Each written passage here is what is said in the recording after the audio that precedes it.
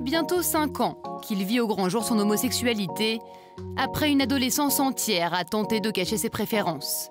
Samuel est juif et issu d'une famille plutôt pratiquante, un milieu où il n'est pas toujours simple d'être gay. Je me suis dit non, c'est pas normal, puisque la religion me dit qu'il faut pas, puisque l'homosexualité est condamnée, hein, c'est bien écrit, un homme qui couche avec un homme mérite la mort, donc c'est pas normal. Et je me suis rapproché beaucoup plus de la religion en me mentant à moi-même et en me disant qu'il fallait que je sois le plus religieux possible. À l'époque, Samuel se force même à sortir avec des filles, mais vivre dans le mensonge devient trop difficile.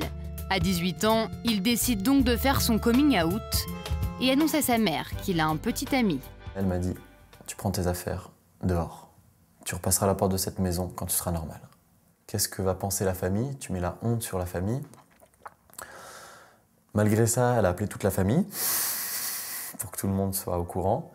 Et là, j'ai eu ma tante, mes cousins qui m'ont appelé en me rajoutant une couche de culpabilité. Et du jour au lendemain, on passe, je dirais, d'une famille qui a une communauté avec qui on est très proche à tout seul.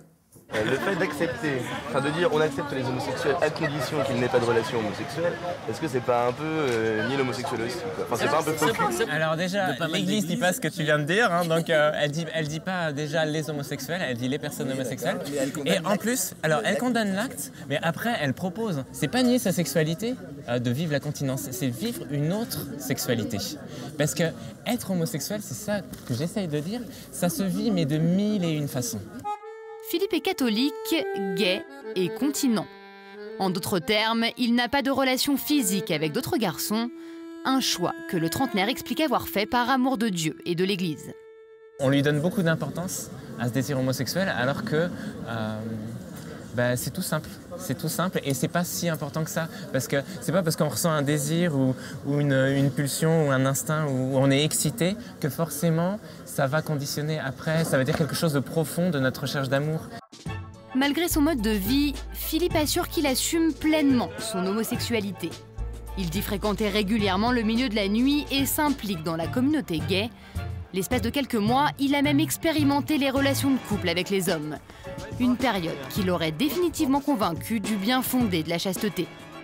Le couple homo, on dit il faut accepter, c'est de l'amour, donc ne réfléchissez pas, point barre. Alors que si on regarde concrètement, moi ça ne me saute pas aux yeux, je n'ai pas l'évidence d'amour que je vois avec certains couples femmes-hommes. Dès l'adolescence, Ludovic Mohamed a appris par cœur le Coran. Ses parents, des musulmans d'origine algérienne, n'étaient pourtant pas très pratiquants, mais lui voulait à tout prix être un bon fidèle. Alors quand à 20 ans, il prend conscience de son homosexualité, c'est tout son univers religieux qui s'effondre. Je pense avoir fait tout ce qu'il fallait pour être quelqu'un de bien plus que la plupart des gens. J'étais considéré comme un paria, un pervers, rejeté dans la communauté que je fréquentais, des frères musulmans à l'époque, très rigoristes, très salafistes. Donc je me suis dit, il y a un problème avec l'islam du coup. Donc j'ai essayé de rejeter l'islam. Rejeté par sa communauté, mais soutenu par sa famille proche, Ludovic Mohamed va longtemps se chercher une nouvelle spiritualité. Le garçon s'essaye même au bouddhisme, mais sans l'islam, dit-il, impossible de s'épanouir. À 30 ans, il décide de revenir pas à pas vers la religion de ses parents. Je me suis réapproprié ces textes-là religieux et j'ai compris qu'il n'y avait pas d'antinomisme clair, net et précis, contrairement à ce que certains radicaux, extrémistes, etc. disent, entre islam et homosexualité. Samuel aussi s'est éloigné un temps de sa religion, jusqu'à refuser tout contact avec les Juifs. Aujourd'hui, à 23 ans, le jeune homme revoit un peu sa famille et recommence à fréquenter les synagogues par besoin de renouer avec ses racines et sa foi. Ce que je fais, c'est que je change de synagogue pour chaque fête, pour éviter qu'on me parle, pour éviter d'avoir des relations avec qui que ce soit.